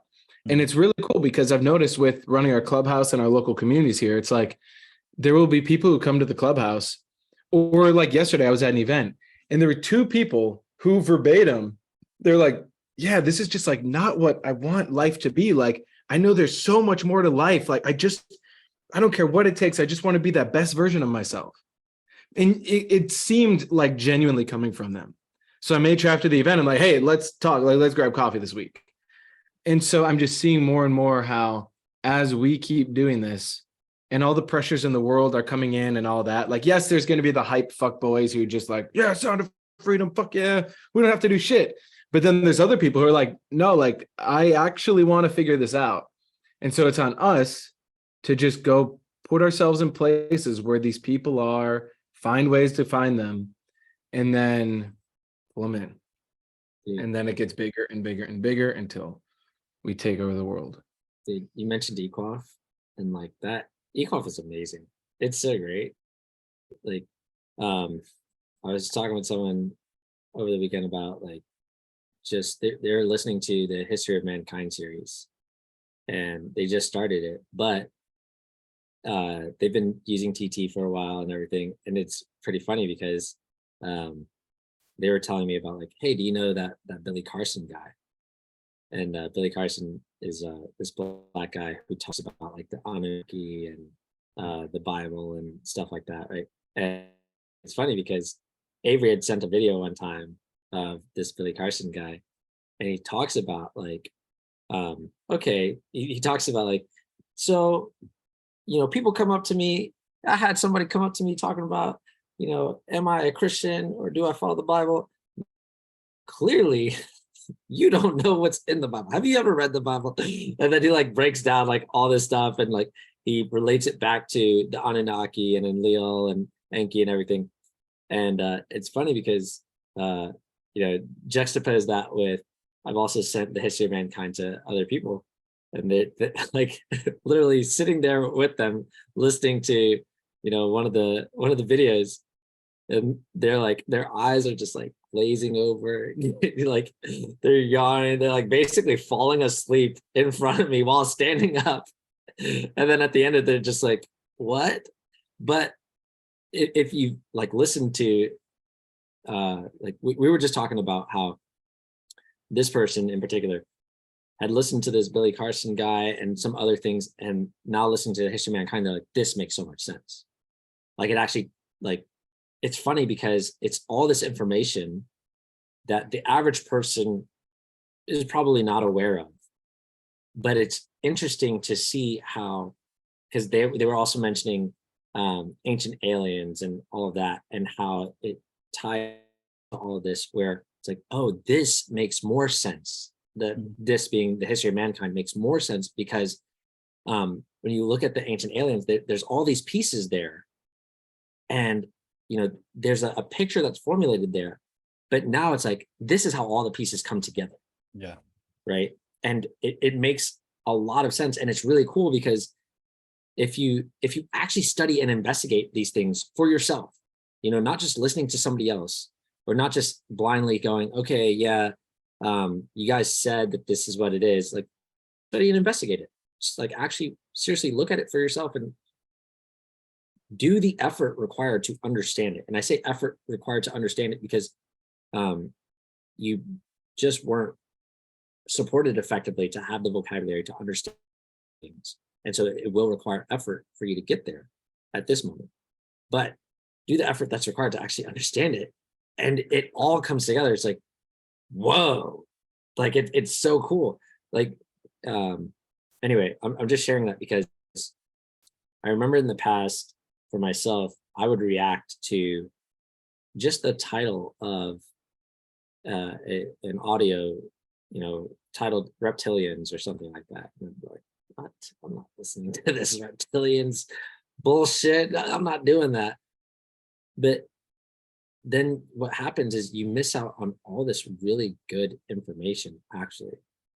Like there's like things that are within this information that is really supportive for you. But for whatever reason, I'll speak for myself. For whatever reason in the past, I would literally just react to a word.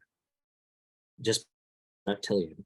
I was reacting to a word and stopping that, allowing that to stop me from investigating further, which just shows you to the extent this program based on words.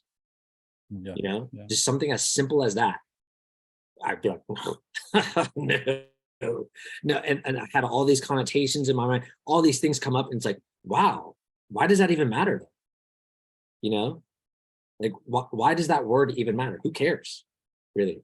It's your perception of the word that's creating all these thoughts within you. And literally every word within your vocabulary is like that. And, the more that I investigate the EQuoF audios, the more I understand why people are the way they are, why I'm programmed the way that I am, and how to change that effectively. And then we have the tools to actually do that, and it's literally all just through words. Yeah, it's really cool. That parenting series is really and it's supporting me. This podcast is really for those who are already in our group, and especially for distributors, right? Like, it's supporting me to understand why this is so important even more so, and then sharing this with people and helping them to understand least why they should take the first step. They're not going to understand everything. I'm not expecting them to like, and you got to understand the portal and all this, but helping them to understand, to take the first step. And then those who have progressed beyond that, helping them to understand even further and more, and not being, for myself, not being like phased at all by somebody reacting to whatever points of just like, oh, it's weird, it's different, it's not something I'm used to, or you guys listen to something called reptilians. Like, I'm not reacting to that because I actually understand it, you know? And I know that if you actually investigated it and you could understand it, you wouldn't react to it either. So we don't have to do this little dance where it's like in the past, I'd be like, oh no, they found out it said reptilians. Oh God. No, what am I gonna have to say to this person? It's like, oh, they're gonna think I'm weird and crazy. It's like, it's not, now it's just like, you think it's weird, but like, that's just because you don't understand it. Like, you probably, if you were a child, you would probably think that somebody who doesn't believe in Santa Claus is weird, right? And you like, but like, okay, but that doesn't mean they're wrong. Like, it's just not in your program.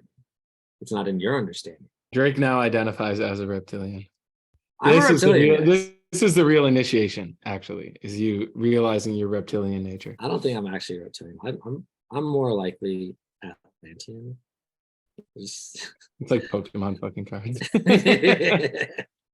It's like we're all of it. It's just, yeah, what we think is our human history and how we got to this planet is, there's a lot more to it. Even in the Bible, I forget which part of Genesis, but it's like on the first page, God refers to himself as a we. Yep. That's plural.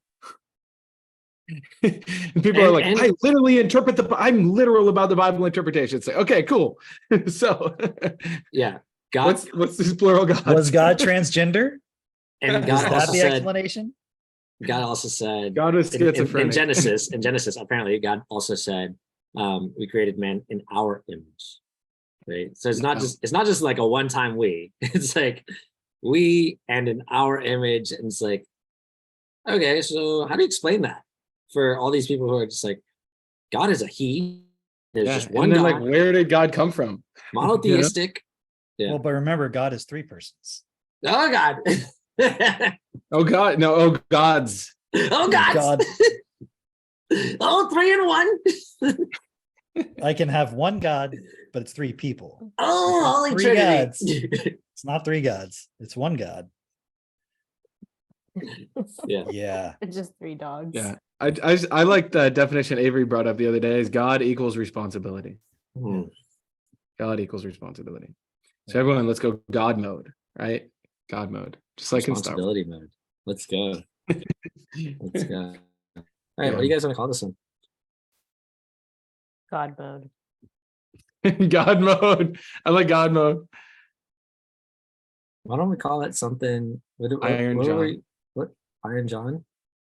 The sound of Iron John. Soft men. Soft men, get your hard on. Where soft men go hard. when soft men become hard. Yeah.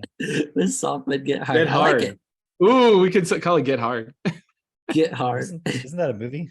I think it is a movie. I think so. Pretty sure it's a movie with Kevin Hart. Soft. There's very okay. Do you guys think Kevin Hart is funny? No. His original stuff was a bit more funny. There was one movie I saw that was actually really fucking funny. It was called Central Intelligence. It's like him and The Rock. You know, him and the Rock are like, I don't know, Best friends. buddies. Gays. They're gays. Yeah. I just watched the new Jumanji and him and Kevin Hart were together in that movie. Oh yeah. And then I think one of the Jumanjis was like actually kind of fun. You know how I have my rating system based on how funny something is based on how many times did you laugh? How many times did you laugh? Central Intelligence, I think there was at least 3, and then Jumanji was at least 2. This is like all-time comedy great. Wow. Hey, did you ever watch Tropic Thunder? No, I tried watching it. You're like, this is my favorite movie. I thought it was so fucking dumb. I couldn't even finish it. I did not LOL once. I'm not gonna fucking talk to you. It was a weird movie. That was Christine, do you hilarious. think it was fun? I don't think I've ever watched that one. Even like the Brokeback point of Tom Mountain. Cruise and how he's like fat. It was just so weird. It was so weird. It was Drake, hilarious. why is it Drake? Can you tell me why it's funny? Then I might give it another chance. Okay, first off, you have all these like. Okay, first off, Robert Downey Jr. Okay, hilarious, amazing. He's in blackface the entire fucking time, Yeah. and he's playing a stereotypical black man, right? Okay. But like a southern How is he not stereotypical, canceled?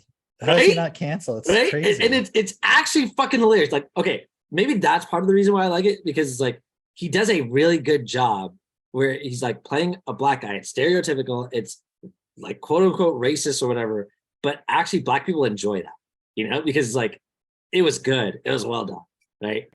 Second of all, right, you have all these like comedy greats or whatever just making fun of themselves, right? And then there's like Was Ben Stiller in that one? Ben Stiller was in it. Yeah, I thought so. Yeah. Jack Black is in it.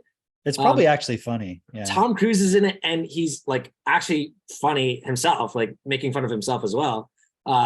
Like there's all these like, it's a funny fucking movie. Okay, it's a funny fucking movie. Okay, I will give it another Go chance because I fucking never watch made it it and through. laugh, I've never man. made it through the first 30 minutes. Little piece of shit. Go fucking laugh. Yeah. The Wild Man's coming out, guys. Watch out. Oh, Wild Man. We could call it something with Wild Man. No, I liked When Soft Men Get Hard. That's good. That's pretty funny. It's pretty funny.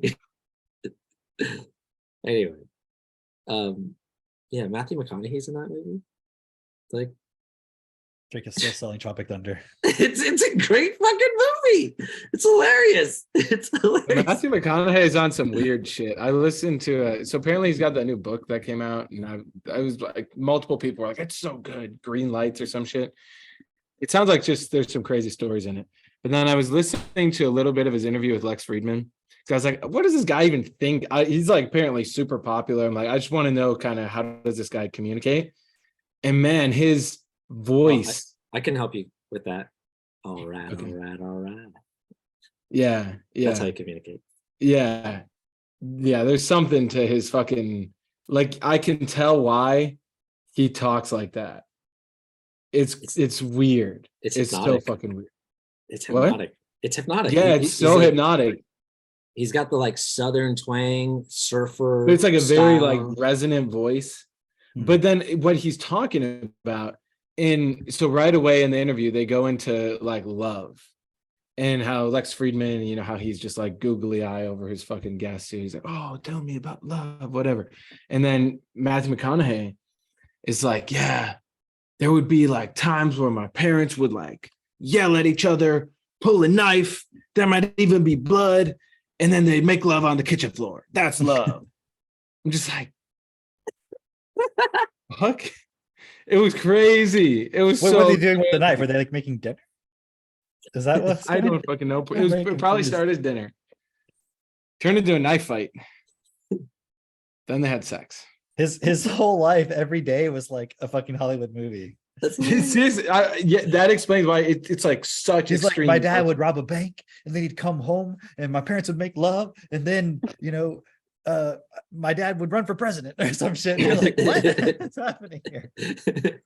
Yeah, we were like listening to it in the car the other day, and like Aristotle, because we'll listen to some cool things, and after like 2 minutes, we're like, we need to shut this shit off. Like, this is so fucked. Like, Aristotle can't hear this. I don't even want to listen to this shit.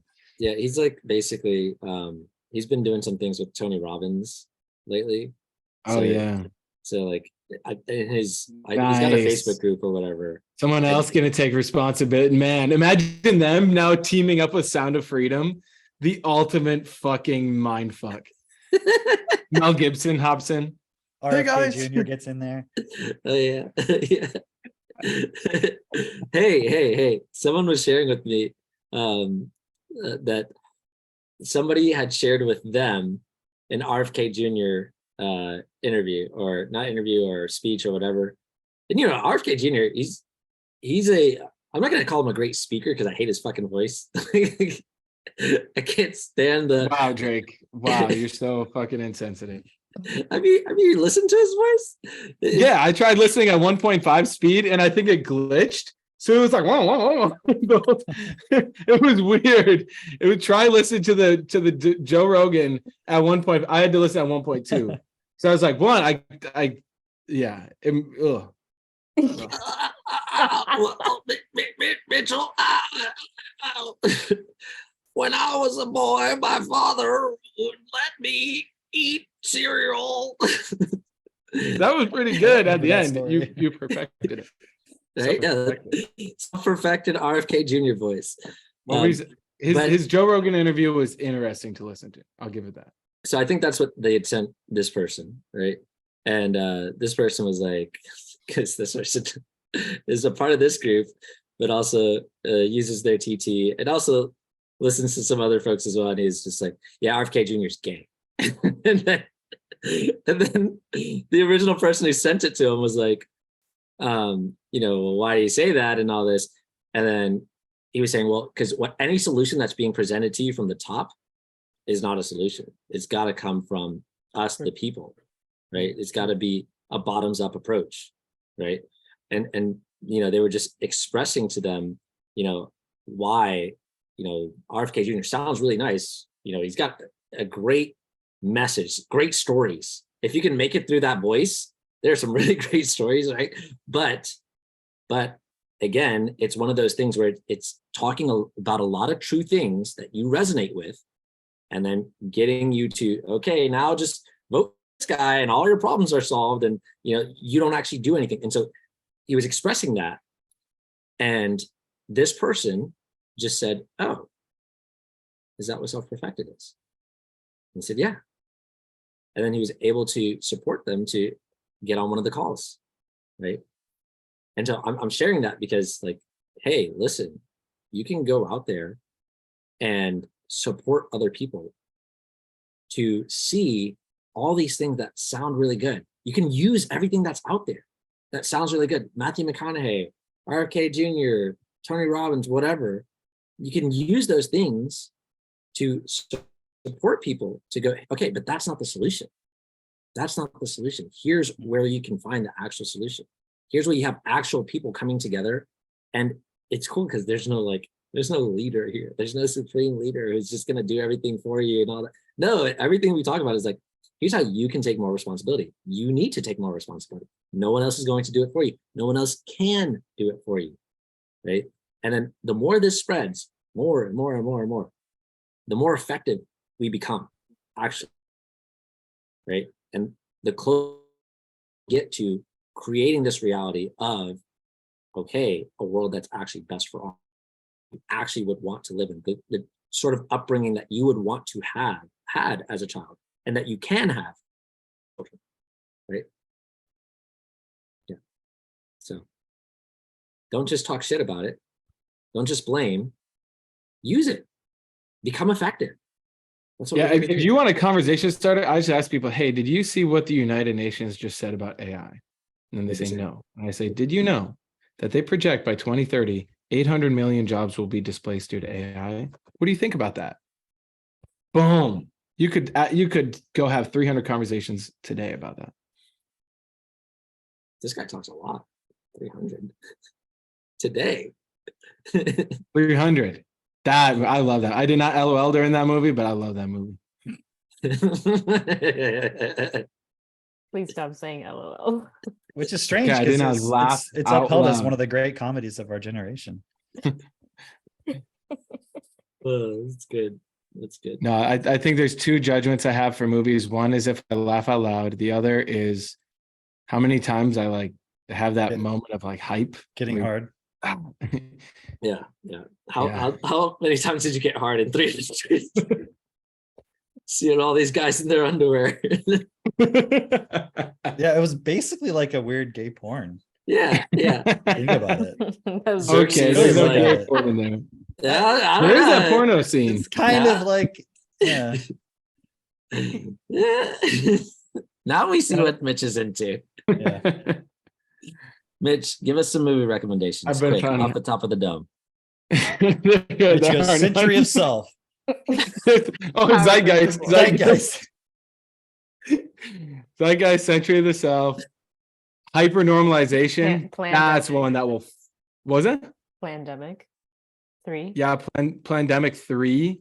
That one was like, Fucked you up. I just had to, just process that. You laughed out loud in all these movies, right? Yeah. Lord of the Rings was good. Lord of the Rings. Okay. I don't think Lord of the Rings. What? I didn't finish the first one. No. You didn't finish the first one. Well, the first one sucked out of all of them. The third one is good. Second one's pretty good. I like the Okay. second They're kind of one. drawn out. Did you read the books, Kim? No, I've only read The Hobbit. Okay. Really? Interesting. Surprised. I was reading about Which I didn't Lame. even like that, honestly. I The didn't like Hobbit that sucked. couldn't because get if I into had, that. I would have read the others, but I just don't like Tolkien style. Oh, what I- is the book with the rose-colored glasses, men? Everyone's asking me that lately. Yeah, well, that's because I've been getting messages, DMs from people now. It's called Renaissance by A.E. Van Vogt. Ooh, I like The A.E. Matrix. Van Vogt, VOGT. The The Matrix with subtitles. So you can actually read it. Okay. Now, what language do you put the subtitles in? Is it like Yeah. the actual like Matrix script? Do you watch the Matrix and like you don't even see the movie, you just see the script the whole time and you just pick This is zeros and ones. Just I actually use my mixed reality headset from Apple, and it's like an interactive movie. you lived in the Matrix. Oh, dude. Oh, real quick before we go. I was like kind of okay, I couldn't believe this is not real. Have you seen like videos or pictures of the Apple headset, that Vision Pro thing or whatever? No, You've seen any pictures of it? Mm-mm. Mitch, you haven't? Okay, just people Drake. wearing it, not from the Okay, inside. right. But I'm saying you can see their eyes, right, in it. Yeah, So is your assumption that it's like an augmented reality? Like, yeah. what is your assumption about how it works? My assumption is that you put it on and you can both see the real world in front of you, and if they wanted to have pixels pop up, it could be both. Okay, dude, this is fucking nuts. All right. Like, I'm not sure why I see it as so crazy, but that thing is not transparent. Oh, I didn't realize that. I didn't either. I was like, definitely, it's like you see through it. It's like virtual. And they Wondering somehow about they their can eyes? darken it maybe so that you can like watch virtual reality or something. So it's like an Oculus? Like a Yeah. virtual Yeah. reality? The That's what I reason thought. why you can see the eyes is because it's a projected image Of their eyes. of their eyes. And they call Wow. it eyesight. They call it eyesight. It's like a technology. See, They're just didn't- like rebuilding every single part of the human. And but just they in a and then I digital was form. I was reading an article speculating about how it works, and it was saying something because they've only like mentioned things here and there about it, but it's like because they're not released yet, right? It's not like Right. anyone has them or anything. Just seen videos and pictures of their. Get a bootleg copy in like Canal Street in New York. Where But they it's got, like the they were Chinese hustlers. speculating it's because they have cameras on the inside for eye tracking, Yeah, and then so it projects outward on the screen your eyes. that's so interesting. Because Is I was that crazy or what? because okay, so I thought it was transparent, and I thought because when I was reading the article, it said that they're not after virtual reality or augmented reality; they're after mixed reality. And I was trying to figure that out because I'm like, but it's clearly got to be some sort of augmented reality because you can see their eyes, they can see through the screen or the glass. That's or what I whatever. thought. That's what I thought. It And was very so- explicit. The article I read that They call it a not- spatial it is opaque. computer. Yeah. So, it's okay. opaque. So somebody mentioned this. I was talking to, but we were talking about like mixed reality, and they were saying that they know some engineers because there's like there's some sort of I don't even know what sort of technology it would be called, but they create holograms, right? And they said they had the CEO of Disney go visit at the center to look at the latest technology that they put out. And what they had for him was some sort of like Star Wars interactive thing where you could see a jet flying into the room and all of this stuff.